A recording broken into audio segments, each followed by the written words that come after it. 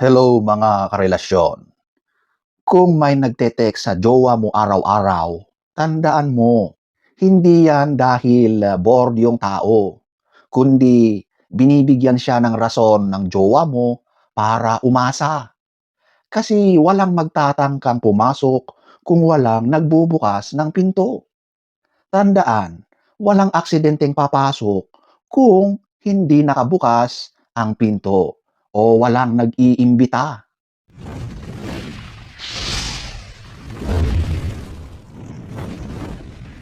Mga karelasyon, ayan, pag-uusapan natin yan. Real talk lang, hindi mo problema kung sinong gustong kumabit. Ang problema mo, yung partner mo na gustong magpakabit.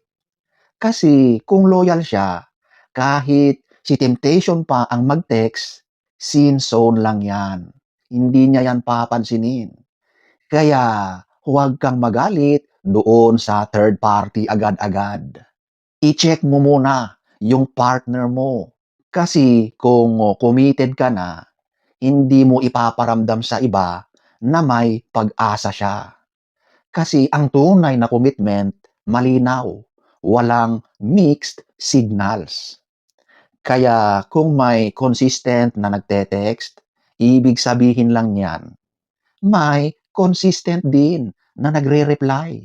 Sa totoo lang, ang tunay na loyal, hindi nagpaparamdam sa iba para lang ma-boost ang kaniyang ego. Ang may respeto, hindi nagpapakilig pag may nagmamahal na sa kanya. Kung gusto mo talagang makita kung gaano ka kaimportante sa kanya, tingnan mo kung paano siya mag-react kapag may nagte-text sa kanya. Doon mo makikita kung priority ka pa ba o option ka na lang. Loyalty is not proven by promises, but by self-control whenever no one is watching. Tandaan nyo yan, ha? Kung wala siyang ginagawa para putulin yung access ng mga textmate o ng mga tukso na yan, ibig sabihin, gusto niya ang kanyang ginagawa. Kinikilig siya. Kumukuha siya ng backup just in case. At kung may backup siya, it only means one thing. Ikaw yung main source na niloloko niya. Tandaan mo ito, hindi lahat ng nagte-text ay ahas.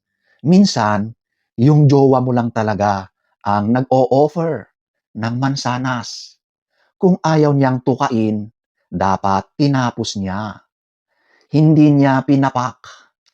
Kung may nagte-text sa kanya ng paulit-ulit, ibig sabihin, hindi niya tinutuldukan. They are doing the opposite. Nagtutulungan sila para gawin ang kanilang communication behind your back. So, huwag mong hayaan na tawagin kang insecure. Ang tawag dyan ay pagiging alerto. Kasi kung ikaw lang ang loyal, di ka na lang sana nagrelasyon. Nag-charity ka na lang sana. At kung ayaw niyang ayusin, huwag mo nang habulin, okay? Ang tanong, ang taong may respeto, hindi mo kailangang bantayan. And here is something to think about. Kapag may nagte-text sa jowa mo, baka kasi yung jowa mo nagre-reply, nagbibigay ng mga signals. So, eto ang lesson dito. Alam mo, maraming relasyon ang nasisira, hindi dahil may third party, kundi dahil may hindi marunong magsara ng pinto. Hindi kasalanan ang matukso. Tao lang tayo.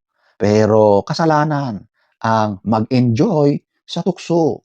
Lalo na kung alam mong may taong umaasa sa iyo, may taong masasaktan, at may taong nagtitiwala sa iyo. Ang tunay na katapatan ay hindi yung malakas magsabi ng wala yan, kundi yung wala talagang kailangang ipaliwanag. Hindi mo kailangang magtago ng cellphone. Hindi mo kailangang mag-delete ng mga convo. Hindi mo kailangang mag-justify. na wala lang yun. Kapag malinaw ka, malinaw ang lahat. At huwag kang papayag na baliktarin ka. Hindi ka insecure dahil nagtatanong ka. Hindi ka paranoid dahil may nararamdaman ka. Ang instinct ay hindi kalaban. Warning system yan. Kung may paulit-ulit na nagte-text sa partner mo at wala siyang ginagawa para ihinto yan, ibig sabihin, hindi kanya prinoprotektahan. Wala siyang respeto sa iyo. At tandaan mo, ang taong mahal ka, hindi ka ilalagay sa sitwasyong kailangan mong makipag-compete para sa respeto na dapat ay automatic na ibinibigay sa iyo lang. Kung ikaw lang ang loyal, hindi relasyon ang pinasok mo. Sakripisyo na walang kapalit. 2,000 years later. Kaya kung nasa puntong nagtatanong ka ng ganito, huwag mong tanungin kung selosa ka, seloso ka, o kung sobra ka lang mag-isip. Ang tanong dapat, bakit kailangan kong magduda sa isang relasyon na dapat ay ligtas? Dahil ang taong may respeto, hindi ka bibigyan ng mixed signals. Hindi ka bibigyan ng problema. At lalong hindi ka bibigyan ng dahilan para questionin ang halaga mo. Tandaan mo ito, ang tamang tao, hindi ka ipaparamdam na option ka lang.